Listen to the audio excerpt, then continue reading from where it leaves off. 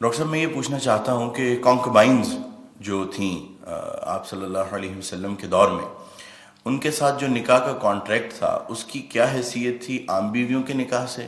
مختلف کیا تھا اس میں؟ اور ان بطور بیوی ان کی حیثیت کیسی تھی، اور ان کے ساتھ کس طرح کا معاملہ کیا جاتا تھا، اور بعد میں وراثت میں ان کا کیسا حصہ تھا؟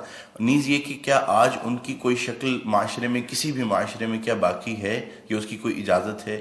دوسرا ڈاکٹر صاحب یہ کہ اگر اس کو ایلیبریٹ آپ کر دیں تو ساتھ یہ بھی بتا دیجیے گا کہ سورہ نساء کی جو آیات ہیں، آیت نمبر 4 اور 24 جس میں وما ملکت ایمانکم ان کے بارے میں آیا ہے، ان کو زیادہ ایلیبریٹ کرنے کے لیے کون سی تفسیر بہترین ہے جس کو پڑھا جا سکتا ہے، اگر آپ کو اس وقت آپ ریکال کر سکیں؟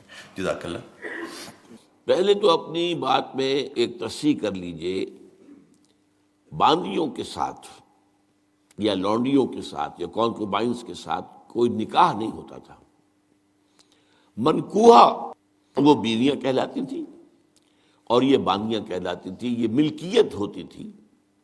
بیوی ملکیت نہیں ہوتی، بیوی تو ایک سوشل کانٹریکٹ کے تحت آپ کے ساتھ آتی ہے، زندگی گزارتی ہے، اس کی مرضی کے بغیر اس کا نکاح نہیں ہو سکتا، اس کی اجازت سے نکاح ہوا ہے، اور بیوی جو ہے اس کو یہ حق بھی حاصل ہے کہ وہ کبھی چاہے تو آپ سے سپریشن جو ہے وہ حاصل کر لے۔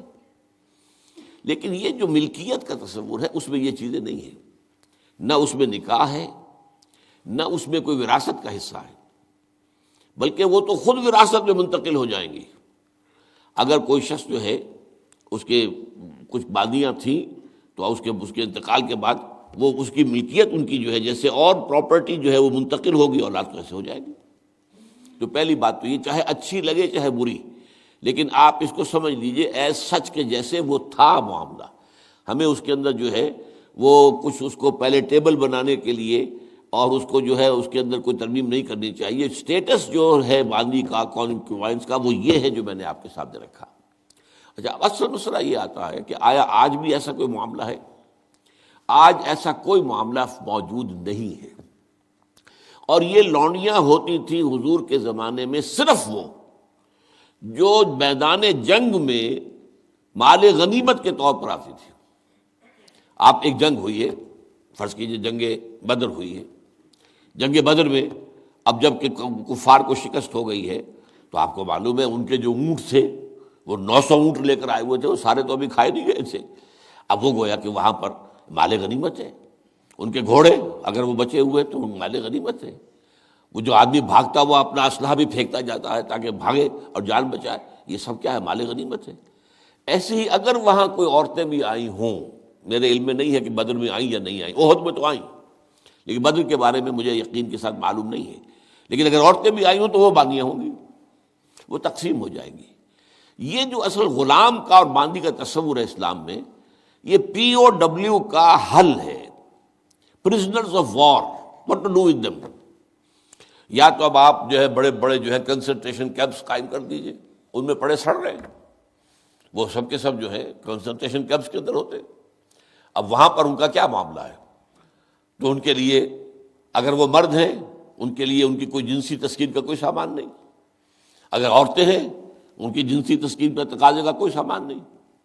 ہاں، کھانے پینے کو تو ظاہر بات ہے کچھ نہ کچھ راشن واشن جو ہے وہ تو جو بھی دنیا میں پی او ڈبلیوز کا معاملہ ہوتا ہے کھانے پینے کو دیا جاتا ہے۔ اسلام نے یہ کیا ہے کہ بجائے اس کے کہ پی او ڈبلیوز جو ہیں وہ اسلامی بیت المال پر بوجھ بن جائے، انہیں ایبزارب کرو معاشرے کے اندر، انہیں تقسیم کر دو لوگوں کے اندر، اور ان کی حیثیت غلام کی اور باندی کی ہوگی۔ انہیں آپ کو کھلائیں بھی وہ، حضور فرماتے ہیں جو خود کھاتے ہیں وہ کھلائیں، جو خود پہنتے ہو وہ پہناؤ، اچھے سے اچھا سلوک کرو۔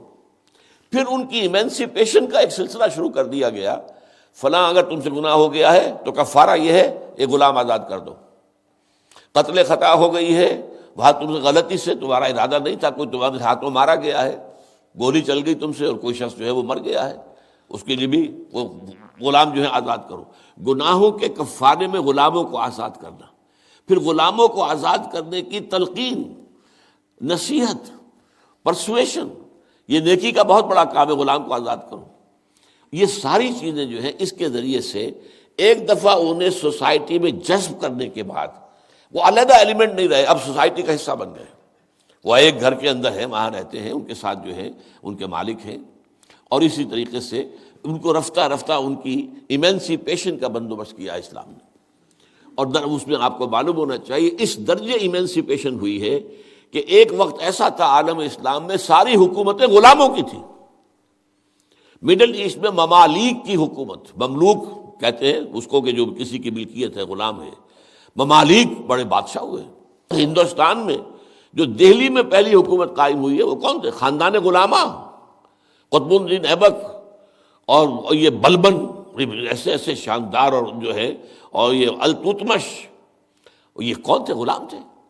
ہمارے بڑے بڑے دین کے علماء ائمہ غلام، چنانچہ بڑے علماء اساتذہ غلاموں میں سے. تو اسلام نے یہ راستہ اختیار کیا ہے. البتہ آخری سوال کا یہ ہے جو میرے اپنے ذہن میں ہے کہ اسلام نے اس انسٹیٹیوشن کو فائنلی ایبروگیٹ کیوں نہیں کیا؟ ایبروگیشن، جیسے آپ کو معلوم ہے سود کا معاملہ چلتا رہا، آخر میں آ کے سن 9 میں فائنلی طے کر دیا گیا حرام، اب اس کے قریب مت پھٹکو. اس کی حکمت میرے نزدیک یہ ہے کہ یہ خالص اسلامی جہاد ہونا ہے قیامت سے قبل ایک مرتبہ بہت بڑے پیمانے پر، جس کو کہا گیا ملاحم، اور جس پر پورے پورے باب جو ہیں وہ احادیث کی کتابوں میں ہے. اس وقت میں سمجھتا ہوں کہ ضرورت پیش آئے گی اس انسٹیٹیوشن کو انووک کرنے کی کہ اس وقت پرزنرز آف وار کا معاملہ اس طور سے ڈیل کیا جائے. لیکن اس وقت تک کسی آزاد انسان کو پکڑ کر غلام بنا لینا بہت بڑا گناہ ہے، ناقابل معافی گناہ ہے، کسی کو حق حاصل نہیں ہے. یہ جو امریکنز لے گئے تھے، آپ کو معلوم ہے یہ افریقہ کے مغربی ساحل کے ساتھ ساتھ وہاں سے یہ لوگ لے کر گئے پکڑ پکڑ کر ان کو، افریقیوں کو، اور وہاں جا کر انہیں غلام بنایا ہے اور شدید ترین جو ہے سختیوں میں انہیں رکھا ہے. یہ معاملہ اسلام میں نہ کبھی ہوا ہے، نہ اس کی کوئی اجازت ہے. کسی غلام، کسی آزاد انسان کو پکڑ کر زبردستی غلام بنا لینا، اس کی نہ کبھی اجازت رہی ہے نہ کبھی ہوگی. البتہ پرزنرز آف وار کے معاملے میں یہ شکل ہے جو اسلام میں رہی ہے، اور ہمیں اسی طریقے سے سمجھنا چاہیے. چاہے ٹھیک ہے دنیا اس کے اوپر فکرے چست کر دے گی یا کوئی اس کو کہے گی، پاس بہت سی چیزیں ہیں کہ جو لوگوں کے عام جو مزاج اس وقت کا ہے وہ اس میں وہ ذرا آسانی سے وہ بات جو ہے ان کے ذہن کے اندر اترتی نہیں ہے. لیکن we have to be faithful کہ دین کی اصل تعلیم کیا ہے، اسی کے ساتھ جڑے رہنا چاہیے.